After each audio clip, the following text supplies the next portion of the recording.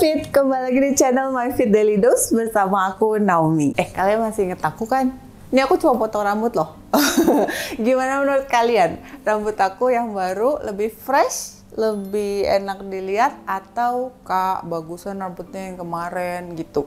Kalian boleh komen ya di bawah. Tapi buat aku sendiri, ini rambut pendek tuh bikin aku kayak lebih gampang aja dan cepet gitu. Jadi memang aku sukanya yang lebih praktis. Ya mudah-mudahan ini nggak mengecewakan buat kalian dan bikin kalian lebih betah untuk nonton dan juga latihan atau olahraga bareng sama aku.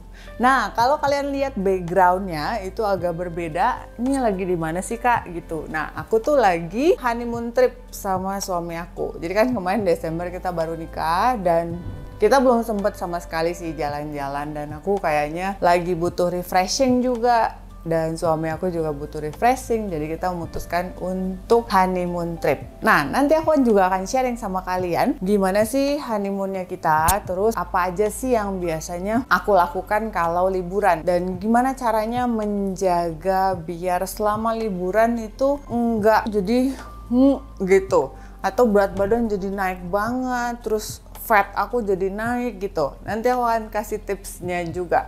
Dan kemana aja, mungkin juga ini bisa jadi referensi untuk liburan kalian berikutnya. Nah, sekarang ini kita lagi ada di daerah Tomohon. Kemarin udah jalan-jalan, buat kalian yang pengen lihat sekilas-sekilas tentang tripnya kita, itu kalian bisa lihat di Instagram aku. Tapi untuk detailnya nanti aku akan kasih tahu sih gimana itinerary-nya, kemudian juga tarif-tarifnya, kita kemana aja, bagaimana kita ke sana. Karena bocorannya nih, aku sama Indra itu akan ke satu Bunaken, kedua kita akan ke Toraja, dan yang ketiga kita akan ke Pulau Cinta. Aku sih masih penasaran nih karena first time banget buat aku. Pulau Cinta itu versi Maldives-nya tapi di Indonesia.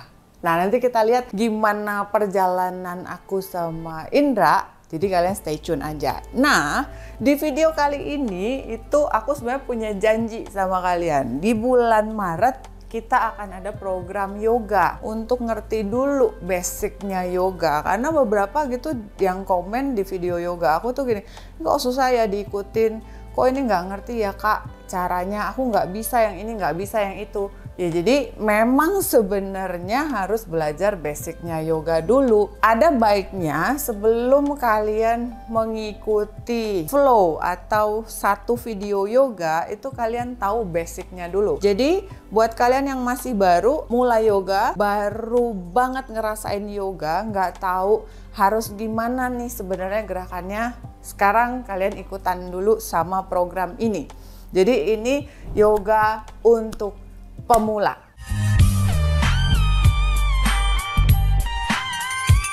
Nah, di yoga untuk pemula ini nanti kita akan ngebahas sebenarnya yoga itu seperti apa sih, kemudian apa saja yang harus dipersiapkan ketika kita yoga, terus alat-alat bantu apa yang bisa kita gunakan, lalu apa basic alignment-nya. Basic alignment tuh jadi pose-pose yang kita lakukan itu basicnya seperti apa, biar posisinya benar. Jadi ya istilahnya biar kita bisa dapat postur yang baik dan juga dapat manfaatnya yang maksimal dari suatu gerakan itu. Semua hal tentang yoga yang perlu kalian ketahui kita akan bahas di program ini. Oke?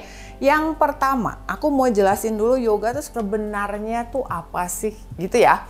Nah, jadi yoga berasal dari bahasa India dan memang juga latihan ini berasal dari India. Artinya sendiri secara harafiah atau literally itu adalah union. Jadi yoga is union. Jadi union berarti penyatuan. Nah, penyatuan apa? Penyatuan untuk menghubungkan antara body, kemudian mind, pikiran. Makanya kadang aku selalu bilang ayo fokus gitu, sama soul. Jadi ketika kalian bisa menyatukan body, mind, and soul, digabung dengan olah tubuh, postur yang baik, dan pernafasan, nah inilah yang memberi manfaat untuk kalian kepada organ-organ tubuh yang ada di dalam tubuh kalian, dan juga kepada ketenangan pikiran maupun juga ketenangan tubuh.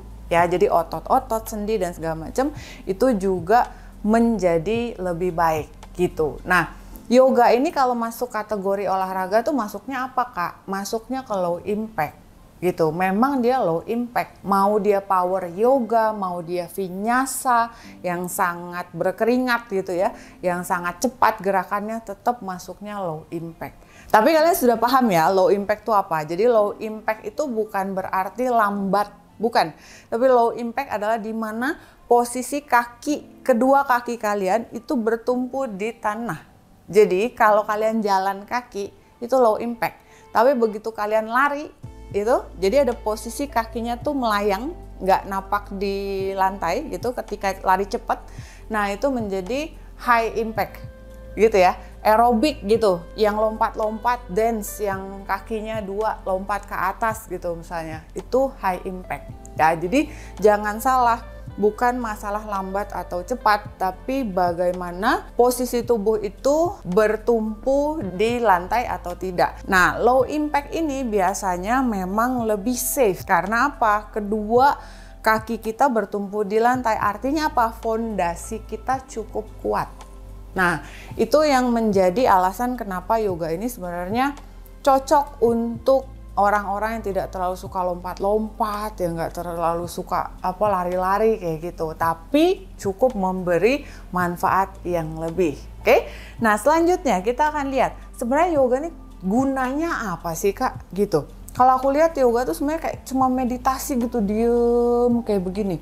Terus habis itu cuma latihan nafas, inhale, exhale gitu. Kalau nggak stretching, tarik ke atas, ke kanan, ke kiri gitu. Nah, terus apa manfaatnya? Di mana letak mengurangi? Misalnya aku mau nurunin berat badan. Kapan aku bisa turun berat badan kalau latihannya begitu? Nah, kalian harus paham dulu, yoga itu ada banyak macamnya. Jadi jenis-jenis yoga itu ada macam-macam. Sama kayak lari, mungkin lari ada maraton, ada sprint, ada yang lain-lain. Aku nggak terlalu ahli di lari, tapi beda-beda cabangnya, ya kan? Jenisnya juga berbeda, sama yoga juga begitu.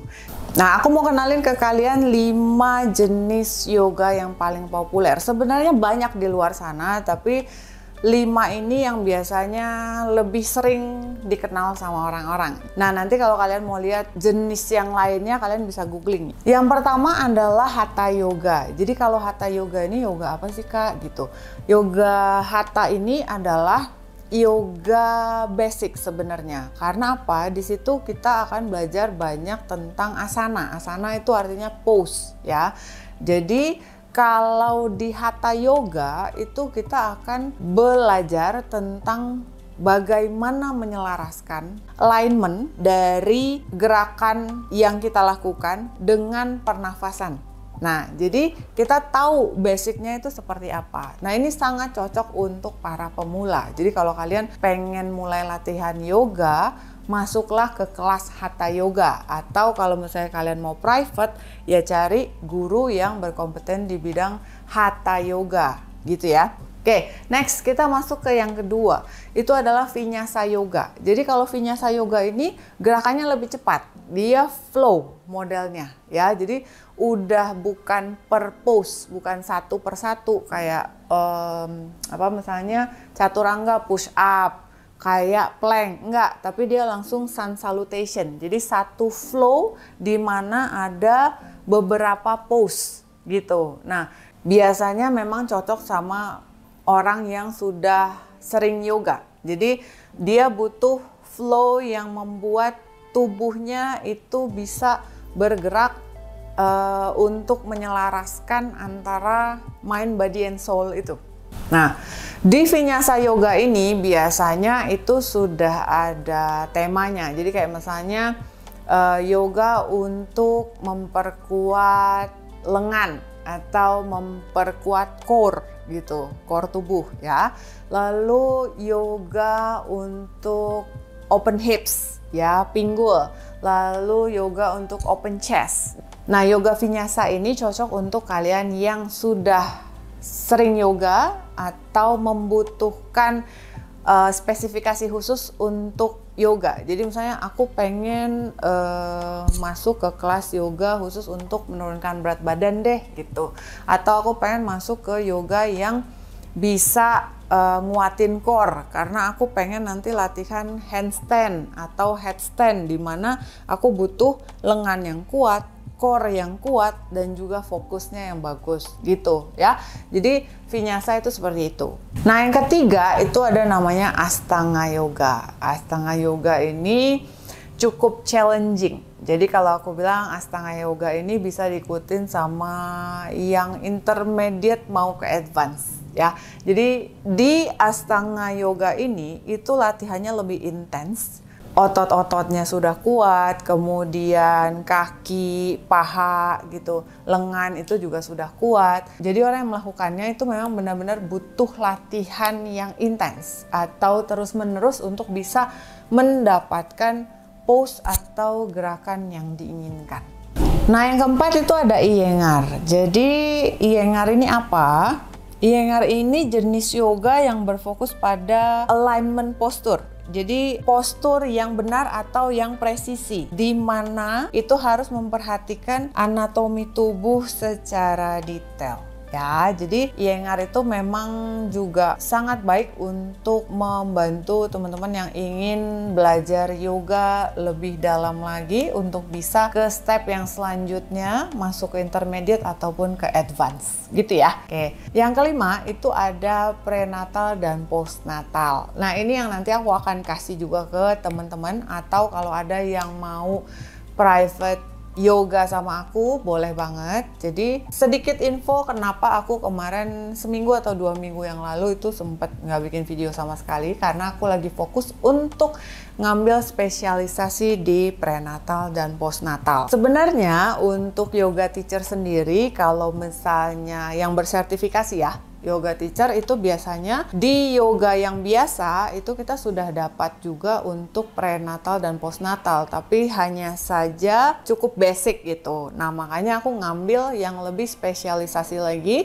untuk prenatal dan postnatal, di mana di situ kita belajar anatomi tubuhnya ibu hamil. Jadi sebelum hamil, hamil sampai dengan setelah hamil gitu ya. Lalu biasanya kontraindikasinya seperti apa saja, lalu apa yang nggak boleh, apa yang boleh, dalam posisi apa, apakah bayinya dalam posisi yang normal, apakah sungsang, alat bantu apa yang bisa digunakan, dan juga bagaimana pose yang baik untuk ibu yang dalam usia kandungan trimester 1, trimester 2, trimester 3, nah itu beda-beda. Nah buat kalian yang tertarik sama yoga, lalu pengen juga private yoga gitu, kalian bisa kontak di Instagram aku ya, DM aku itu bisa untuk request kelas yoga, baik Hatha Yoga, Vinyasa Yoga, lalu juga untuk yoga prenatal dan postnatal.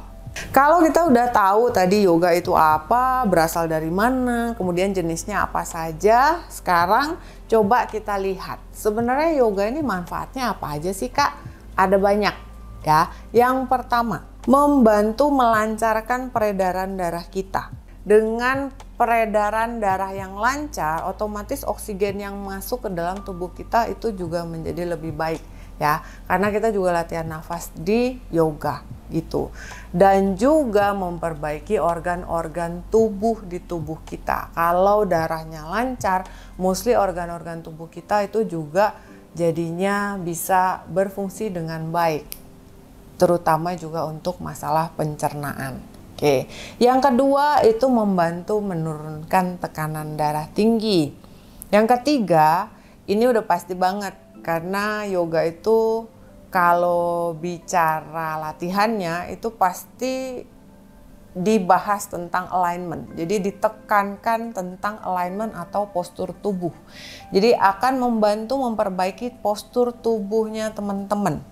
Yang keempat tentu saja yoga itu menambah kekuatan otot, sendi, dan tubuh itu sendiri. Nah contoh aja ya, jadi misalnya kita cuman latihan downward facing dog gitu kan. Wah tangan ini Kak rasanya kalau downward facing dog 5 detik aja atau 10 detik nahan, itu rasanya udah kayak mau mati Kak.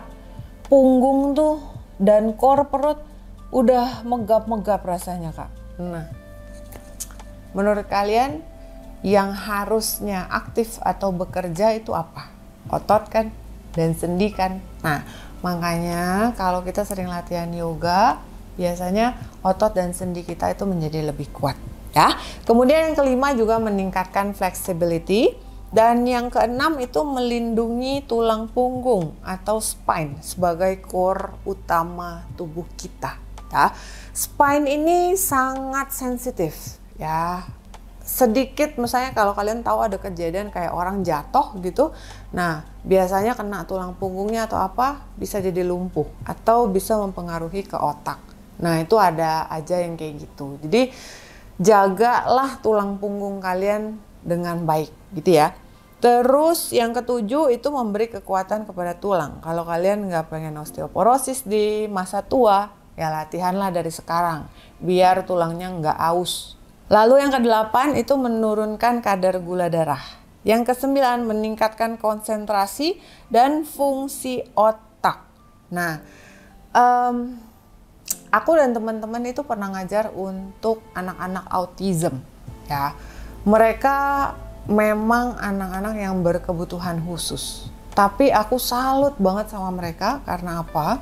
Dengan mereka berlatih yoga, mereka menjadi anak-anak yang luar biasa ya, dimana mereka bisa jauh lebih baik dari anak-anak yang tidak memiliki kebutuhan khusus. Jadi kenapa kalau misalnya di yoga tuh aku selalu bilang yuk fokus dengan balance, karena itu juga meningkatkan fungsi otak dan juga fungsi konsentrasi.